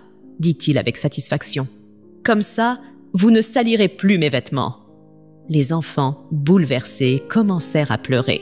« Tonton, pourquoi tu fais ça? Rends-nous notre ballon !» sanglotait Zaki. Issa, essayant de récupérer les restes du ballon, s'approcha timidement. Mais l'homme, dans un accès d'impatience, leva la main et gifla légèrement le garçon pour le repousser. « Dégage! Allez, partez d'ici avant que je ne vous montre ce que c'est qu'une vraie punition !» Les garçons, terrifiés, coururent en direction de leur maison, les larmes coulant sur leurs joues.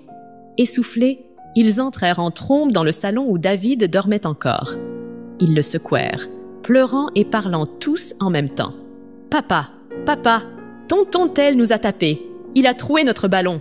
Il a dit qu'on avait sali ses habits. » David, encore groggy, ouvrit les yeux, mais dès qu'il comprit ce que ses enfants disaient, sa colère monta en flèche.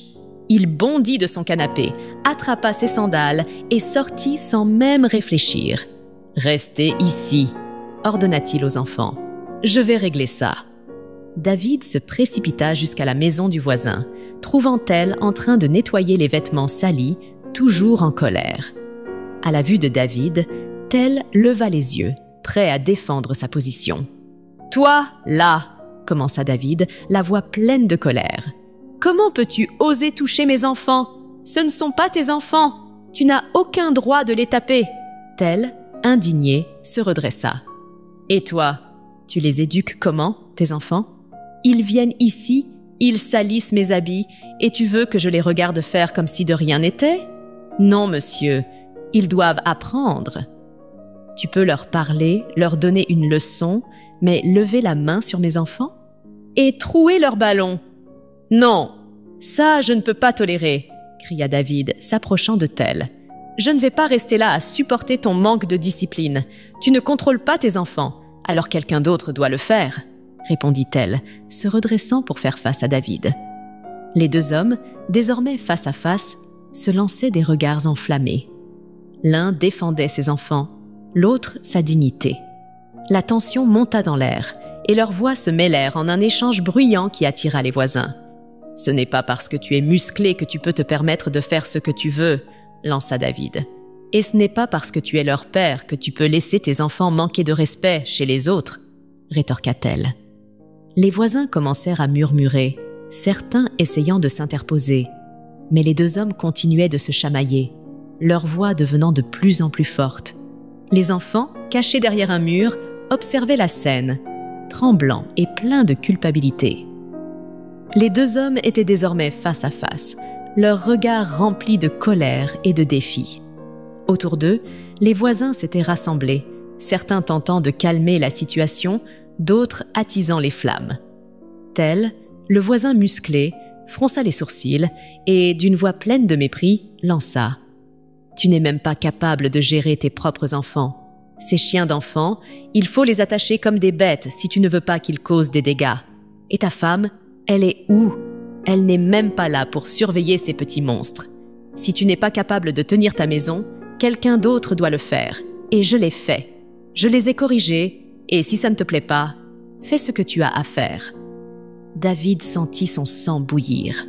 Les insultes envers ses enfants et sa femme étaient la goutte de trop. Serrant les poings, il rétorqua « Tu penses que parce que tu es costaud, tu peux te permettre d'insulter ma famille? Mes enfants et ma femme méritent ton respect. Et si tu crois que je vais laisser passer ça, tu te trompes. » Dans un élan de colère, David poussa Tel avec force. Ce dernier recula d'un pas, surpris par l'audace, mais sa femme, qui observait la scène depuis leur cour, s'écria « Quoi? Tu vas te laisser faire comme ça? Il t'a touché, il t'a poussé! Montre-lui qu'on ne peut pas manquer de respect à notre maison. » Les murmures des spectateurs se firent plus bruyants. Certains tentaient encore de calmer les esprits, mais d'autres encourageaient-elles. « Ne te laisse pas faire, montre-lui ce que c'est qu'un vrai homme !» criait-il. Sous la pression et l'enthousiasme de la foule, Tel, emporté par sa colère et son orgueil, frappa David en plein visage. Ce dernier vacilla sous le choc, mais tenta de rendre les coups. Cependant, le combat était déséquilibré. Tel, plus grand et entraîné dans les arts martiaux, dominait rapidement la situation. David tenta de se défendre, mais chaque coup de son adversaire le désorientait un peu plus. Issa et Zaki, voyant leur père se faire rouer de coups, crièrent en pleurant « Arrêtez! Laissez notre papa! Tonton, s'il vous plaît, laissez-le !» Leurs petites voix déchirantes n'eurent aucun effet sur Tel, qui continuait de frapper. Finalement, plusieurs voisins décidèrent d'intervenir. Ils s'interposèrent, retenant Tel et aidant David à se relever. Ce dernier, le visage enflé et les vêtements déchirés, se redressa péniblement, humilié non seulement par les coups, mais aussi par le regard des spectateurs, de ses enfants et de son propre reflet intérieur. David, soutenu par deux voisins, rentra chez lui en silence. Issa et Zaki le suivirent, leur visage inondé de larmes. À la maison, ils l'aidèrent à s'asseoir dans le salon, mais David, trop honteux pour affronter leurs regards, se releva et se dirigea directement vers la chambre. Il referma la porte derrière lui, s'effondrant sur le lit. Ses pensées tourbillonnaient, la douleur physique, l'humiliation publique et le regard brisé de ses enfants le hantaient. Issa et Zaki restèrent dans le salon, sanglotant doucement. « Pourquoi ont-ils fait ça à papa ?» murmura Zaki. Son frère, bien qu'aussi bouleversé, tenta de le consoler. « Ne pleure pas, Zaki. Maman va bientôt rentrer. Elle saura quoi faire. » Vers 15 heures, Mataya arriva du marché, son panier rempli de marchandises. Dès qu'elle posa le pied dans la cour, elle sentit une atmosphère étrange. Les enfants, habituellement joyeux, étaient assis sur le sol du salon, les larmes aux yeux. Elle posa son panier et s'agenouilla devant eux, inquiète. « Issa, Zaki, que se passe-t-il? Pourquoi pleurez-vous » demanda-t-elle avec douceur. Entre deux sanglots, Issa tenta d'expliquer. « Maman, on jouait au ballon, et il est tombé dans la cour de tonton Tel. Ils ont troué notre ballon, et il a tapé papa. Papa est dans la chambre. » Le cœur de Mataya se serra. Elle posa une main rassurante sur l'épaule de ses fils. « Restez ici, mes chéris. Je vais parler à papa. » Elle se dirigea vers la chambre, frappant doucement avant d'entrer. David était assis sur le lit, le regard fixé au sol. Ses vêtements déchirés et son visage marqué par les coups racontaient toute l'histoire. Mataya entra lentement, refermant la porte derrière elle. « David, » dit-elle doucement, mais avec une pointe de fermeté. « Dis-moi ce qui s'est passé. » David leva les yeux vers elle, son visage rempli de honte. Mais avant de répondre, il sentit que la conversation qui allait suivre serait bien plus qu'un simple récit de l'incident. Dans la pénombre de leur chambre, David, encore meurtri et humilié, expliquait tout à Mataya. Il lui raconta l'incident depuis le début, le ballon des enfants, les habits salis, la colère de Tel et enfin, l'affrontement. Mais lorsque David en vint à décrire les paroles insultantes de Tel, lorsqu'il avait traité leurs enfants de chiens et insinué que Mataya était une mère irresponsable, quelque chose changea dans les yeux de Mataya. Une lueur intense, mêlée de colère et de détermination, traversa son visage. « Il a osé insulter mes enfants? Dire que ce sont des animaux? Que je ne vaux rien ?» s'écria-t-elle en se levant brusquement. « Et il a porté la main sur toi? Aujourd'hui, il va me sentir. Aujourd'hui, je vais lui montrer qu'il ne peut pas s'en sortir comme ça. » David se leva précipitamment pour l'arrêter, posant une main sur son bras. « Mataya, laisse tomber. Je me suis déjà battue avec lui. Il est trop fort. Il fait des arts martiaux. Ce n'est pas une bonne idée. Laissons Dieu régler ça. » Mais Mataya se dégagea d'un geste ferme. « Non, David, ce n'est pas normal. Ce n'est pas une question de me battre ou non. Je dois lui dire ces 4 vérités. Tu ne peux pas m'en empêcher. » David insista, essayant de la retenir. « Laisse, Mataya, ça ne sert à rien. Il est arrogant, et cela ne fera qu'empirer les choses. » Mataya le regarda droit dans les yeux, sa voix calme mais résolue. « David, je t'aime, mais cette fois, tu dois me faire confiance. » Elle se dirigea vers la porte, donnant des instructions fermes à ses enfants. « Issa, Zaki, restez ici, ne sortez pas de la maison. » Lorsqu'elle arriva chez Tel, elle traversa la cour sans hésitation. La femme de Tel, assise sous un manguier, la vit s'approcher avec détermination. Mataya, le visage dur, lança immédiatement. « Hé, toi là, où est la brute qui a osé insulter ma famille et frapper mon mari? Où est-il » La femme de Tel, outrée par cette entrée impolie, se leva. « Toi, est-ce que tu es sérieuse? Tu es impolie ou quoi? Tu entres dans ma parcelle sans saluer et tu oses traiter mon mari de brute? Tu veux ta correction, c'est ça? Ton mari a déjà reçu sa dose et toi, tu veux que je m'occupe de toi aussi? » Mataya ignora ses propos, le regard fixé sur la maison. « Madame, je ne suis pas ici pour toi. Je veux voir ton imbécile de mari. Reste en dehors de ça. » Mais la femme de Tel, furieuse, s'approcha d'elle. « Toi, tu es chez moi, et tu veux me parler comme ça? Tu penses que je vais te laisser m'insulter dans ma propre cour? » Elle leva la main, mais avant qu'elle ne puisse la poser sur Mataya, cette dernière la saisit d'un mouvement rapide et maîtrisé. En une fraction de seconde, Mataya souleva la femme et la projeta contre un mur, comme si elle ne pesait rien. La femme tomba lourdement, sonnée. « Reste couchée là-bas !» dit Mataya d'un ton glacial. « Si tu te lèves, tu vas me sentir. Je ne suis pas ici pour toi. Appelle ton mari. Tel, où es-tu? Sors d'ici, cinglet de mari !» Les éclats de voix attirèrent des voisins, qui commencèrent à se rassembler autour de la parcelle. Tel, entendant les cris et comprenant que quelque chose n'allait pas, sortit de la maison. En voyant sa femme au sol et Mataya debout, le regard défiant, il fronça les sourcils. « Madame, » dit-il d'un ton sec, « vous êtes chez moi. Un peu de respect, s'il vous plaît. » Mataya éclata de rire. « Du respect? Toi, tu as insulté mes enfants, mon mari, et tu oses parler de respect? Répète ce que tu as dit sur ma famille, ici, devant tout le monde. Tu crois que parce que tu es musclé et que tu fais des arts martiaux, tu peux tout te permettre? » Tel, irrité par l'attention des voisins, répondit sèchement. « Sortez de ma parcelle. Je ne veux pas de drame ici. »« Je ne bougerai pas, » rétorqua Mataya. « Si tu es un homme, viens devant moi. Montre-moi ce que tu as dans le ventre. » Humilié par la tournure des événements, Tel se sentit obligé d'agir. Il s'approcha de Mataya, les muscles tendus. « Madame, sortez de chez moi, sinon je vais devoir vous foutre dehors moi-même. » Mais lorsqu'il posa la main sur elle pour la pousser, il se rendit compte qu'il avait fait une grave erreur. Mataya attrapa son poignet d'une poigne d'acier. Tel, surpris, tenta de se dégager, mais il sentit une force qu'il n'aurait jamais cru possible chez une femme.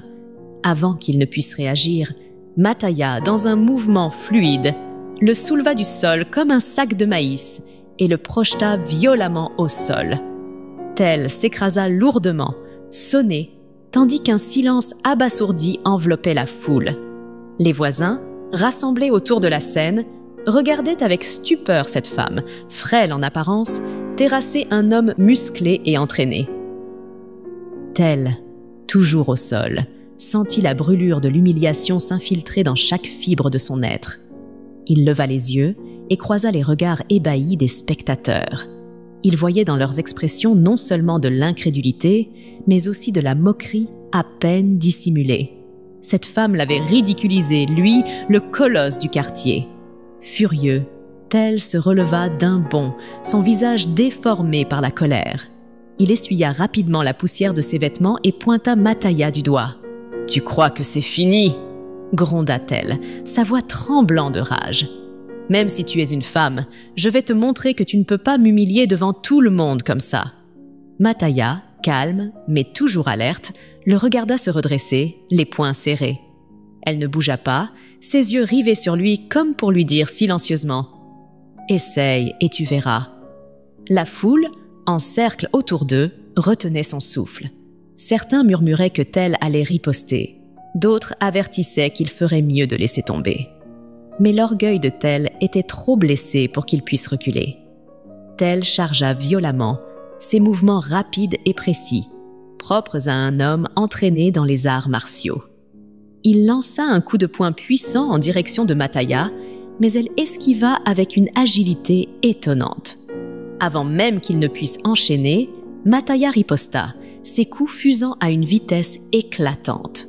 1, 2, 3 coups atteignirent Tel en pleine poitrine, le désorientant. Avant qu'il ne puisse reprendre son souffle, un crochet du droit s'écrasa sur son visage, suivi d'un autre à l'estomac. Tel tituba, surpris par la force brute de Mataya, une force qui semblait venir de nulle part. Les arts martiaux qu'il maîtrisait n'avaient aucune chance face à cette rapidité et cette puissance imprévisible. « Je t'ai prévenu », dit Mataya d'une voix froide, en frappant à nouveau. « Tu ne peux pas insulter ma famille et t'en sortir comme ça. » Tel tenta de se défendre, mais chaque tentative de contre-attaque était immédiatement neutralisée par Mataya. Elle le maîtrisait complètement, son expérience et son arrogance éclatant en morceaux sous ses coups. Finalement, dans un dernier effort, il tenta de la saisir pour la plaquer au sol, mais Mataya, avec une habileté impressionnante, le fit basculer à nouveau. Il s'écroula au sol, une seconde fois, complètement vaincu. Pendant ce temps, Issa et Zaki, qui étaient restés dans la maison, entendirent les cris et le tumulte provenant de la cour de Tel. Curieux et inquiets, ils s'approchèrent pour voir ce qui se passait. En apercevant leur mère, debout et dominatrice au milieu de la foule, face à Tel au sol, ils comprirent qu'il y avait un problème. Pris de panique, les garçons ne discernèrent pas que leur mère était en contrôle de la situation. Ils coururent à toutes jambes jusqu'à la maison pour alerter leur père. Essoufflés, ils se précipitèrent dans le salon criant « Papa, viens vite! Maman se fait taper chez tonton Tel, ils vont lui faire du mal, viens vite !» David, qui se reposait encore, se leva d'un bond. Il saisit rapidement la machette posée près de la porte, ses pensées envahies par l'idée que sa femme était en danger. Il sortit en courant, la machette en main, sans prendre le temps de poser de questions. « Restez ici !» leur cria-t-il. « Je vais régler ça !» Le quartier entier semblait en ébullition, alors que David courait vers la maison de Tel, la machette dans une main, la peur et la colère dans le cœur. mais il n'avait encore aucune idée de ce qu'il allait trouver là-bas. Lorsqu'il arriva près de la foule rassemblée devant la maison de Tell, des murmures et des éclats de voix montaient de toutes parts. Les voisins, captivés par la scène, semblaient hésiter entre intervenir ou simplement observer. En voyant David arriver en courant, armé de sa machette, plusieurs personnes tentèrent immédiatement de le calmer. « David, calme-toi !» s'écria un homme en s'interposant. « Qu'est-ce que tu fais avec cette machette ? Je vais finir avec lui !» hurla David, son regard fou de colère. « Cet homme pense qu'il est le plus fort ici. Comment peut-il oser frapper ma femme ? Aujourd'hui, je vais lui montrer ce que c'est qu'un vrai homme. Je vais le couper. » Un autre voisin, tenant David par le bras, tenta de lui expliquer. « David, attends! Tu perds ton temps. Ce n'est pas ta femme qui se fait frapper. C'est elle qui est en train de donner une leçon à Tell. » David s'arrêta net, le souffle court. « Quoi ?» demanda-t-il, incrédule. « Ma femme est en train de frapper Tell ?»« Oui, » répondit un homme, impressionné. « Elle lui donne une correction qu'il n'oubliera pas. Même nous, on ne comprend pas comment une femme peut se battre comme ça. On a peur d'intervenir parce qu'elle pourrait se retourner contre nous. La force qu'elle a, on ne sait pas d'où elle vient. » David, abasourdi, sentit sa colère se dissiper, remplacée par une profonde curiosité. Les voisins prirent la machette de ses mains pour éviter tout incident, puis l'encouragèrent à se rapprocher pour voir ce qui se passait. David traversa lentement la foule et entra dans la cour de Tell, où il découvrit une scène qui le laissa sans voix. Tell, le grand gaillard musclé et sûr de lui, était assis au sol, les habits en lambeaux, le visage sale et couvert de poussière. À quelques mètres, sa femme, tout aussi défaite, était accroupie contre un mur, la tête basse, comme si elle ne comprenait toujours pas ce qui s'était passé. Et là, debout, au centre de la cour, se tenait Mataya. Elle était droite, imposante, son regard fixe et perçant posé sur Tell. Sa robe était légèrement déchirée et poussiéreuse, mais elle semblait insensible à son apparence. Elle parlait d'une voix forte et assurée, captant l'attention de tout le monde. « Écoute-moi bien, Tell, » dit-elle, pointant un doigt vers lui. « C'est la dernière fois que tu oses insulter ma famille, toucher à mes enfants ou porter la main sur mon mari. La prochaine fois, je te promets que tu ne te retrouveras pas à terre comme aujourd'hui, mais directement à l'hôpital. Tu penses que ton arrogance et tes muscles te rendent invincible ? Tu viens de voir ce qu'il en est. » Tell, la tête basse, ne disait rien. Il était visiblement trop humilié pour répondre. La foule autour était muette d'admiration et d'étonnement. Personne n'aurait imaginé que Mataya, cette femme qui semblait si ordinaire, possédait une telle puissance et une telle audace. David s'avança timidement à travers la foule, encore sous le choc de ce qu'il voyait. Il s'approcha de Mataya qui lui lança un regard. Ce regard n'était pas celui d'une femme enragée, mais celui d'une femme qui avait protégé sa famille et rétabli son honneur. Elle lui fit un léger signe de tête, comme pour lui dire que tout était sous contrôle. David regarda autour de lui, puis baissa les yeux sur Tell. Il ne put s'empêcher de ressentir une étrange satisfaction, bien qu'un mélange de honte et de fierté l'envahît. Il prit une profonde inspiration et d'un ton presque tremblant dit « Mataya, rentrons ». Mataya, après avoir jeté un dernier regard à Tell, se tourna vers la foule et déclara « Vous avez tous vu ce qui s'est passé ici. Ce n'est pas moi qui suis venu chercher la bagarre, mais parfois, il faut répondre à ceux qui pensent pouvoir tout se permettre. Que cela serve de leçon. Respectez ma famille et je respecterai la vôtre. » Elle tourna les talons et sortit de la cour, David à ses côtés. Les murmures de la foule les accompagnaient, mais aucun ne les arrêta. Ils rentrèrent chez eux, laissant Tell seul avec sa honte et ses blessures sous les regards compatissants de ses voisins. Alors que David et Mataya marchaient lentement vers leur maison, le silence entre eux était chargé de questions non posées. La nuit tombait doucement, et seuls les bruits lointains des voisins et des enfants jouant encore dans les ruelles brisaient l'air. David, la tête pleine d'interrogations, ne put finalement plus se contenir. Il se tourna vers Mataya, la regardant avec une expression à la fois confuse et émerveillée. « Mataya, commença-t-il, sa voix hésitante. « Comment est-ce possible? Comment toi, une femme, tu as pu neutraliser tel comme ça? Moi, je n'ai même pas pu tenir 1 minute face à lui. Est-ce qu'il y a des choses que tu m'as cachées ?» Mataya s'arrêta, son regard se plongeant dans celui de son mari. Elle soupira, comme si elle portait un fardeau qu'elle avait longtemps évité de partager. « David, dit-elle doucement, je suis désolée. Oui, il y a des choses que je ne t'ai jamais dites, mais il est temps que tu saches. » Elle commença à lui raconter sa vie. Elle parla de son enfance, de son village natal, de la force qu'elle avait acquise grâce au totem de combat. Elle expliqua comment son oncle, avec l'aide d'un maître des traditions, lui avait conféré cette puissance pour qu'elle ne soit jamais une victime, comme l'avait été sa mère. Elle lui parla des épreuves qu'elle avait traversées, des hommes qui l'avaient crainte ou rejetée, et des rumeurs qui l'avaient poursuivie. « J'ai décidé de quitter cette vie, » poursuivit-elle. « Je suis venue ici pour recommencer, pour être quelqu'un de nouveau. Quand je t'ai rencontré, je t'ai aimé pour ta simplicité, pour la façon dont tu m'as regardé sans jugement. Et c'est pour ça que j'ai choisi de te cacher cette partie de moi.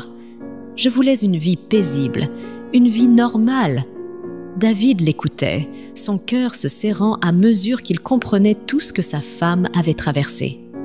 Mais une question brûlante lui vint à l'esprit. « Mais Mataya, quand je te frappais, quand je rentrais ivre et que je te maltraitais, pourquoi tu n'as jamais agi? Pourquoi tu ne m'as pas repoussé, toi qui as cette force ?» Mataya baissa les yeux un instant, puis releva la tête, ses yeux remplis de douceur. « Parce que je t'aime, David. J'ai choisi d'être une femme soumise, de te respecter en tant qu'homme et mari. Ma force n'est pas là pour détruire notre foyer. Je voulais que tu sois mon mari, le père de mes enfants, sans que cette nature cachée prenne le dessus. Mais aujourd'hui, tu sais tout. Ce que je veux, c'est que tu comprennes que je ne t'ai jamais vue comme une menace, même dans tes pires moments. Mon amour pour toi est plus grand que ma force. » Ces mots frappèrent David comme un éclair. Il resta immobile, silencieux, tandis que des larmes commencèrent à lui monter aux yeux. Il se souvenait des fois où il avait levé la main sur elle, des paroles blessantes qu'il lui avait adressées, des nuits où il avait préféré l'ivresse à la paix de son foyer. Tout cela défilait devant ses yeux, et il comprit enfin l'ampleur de l'amour de Mataya pour lui. « Mataya, » murmura-t-il, sa voix tremblante, « je ne te mérite pas. Toi, tu as tout supporté, tout donné, et moi, je t'ai maltraité. Je suis un idiot, mais je te promets que ça ne se reproduira plus jamais. » Il s'arrêta un instant, les larmes roulant sur ses joues. « Aujourd'hui, je comprends que j'ai eu de la chance que tu sois resté, de la chance que tu m'aies aimé malgré mes défauts. Mais je ne veux plus jamais être cet homme. Je vais changer, Mataya. Je vais devenir le mari et le père que toi et nos enfants méritaient. » Mataya, ému, posa une main sur son épaule. « David, tu n'as pas besoin de te flageller. Ce qui compte, c'est que nous avancions ensemble, en laissant le passé derrière nous. Je t'aime et je crois en toi. » Depuis ce jour, David cessa de boire. Il mit toute son énergie à devenir un homme responsable, un père aimant et un mari attentionné. L'incident avec Tel devint un tournant dans leur vie, un rappel des épreuves qu'ils avaient traversées mais aussi de la force de leur amour. Leur foyer retrouva une harmonie nouvelle. Issa et Zaki grandirent dans un environnement de respect et de complicité, admirant leur père pour ses efforts et leur mère pour son courage. Mataya et David, unis par une vérité désormais partagée, vécurent une vie marquée par l'amour, le pardon et la détermination de construire un avenir meilleur. Ainsi, dans ce petit coin de la ville, Mataya trouva enfin ce qu'elle avait cherché toute sa vie, la paix, non seulement dans son foyer, mais aussi dans son cœur. Et pour la première fois, elle se permit de croire que cette paix durerait.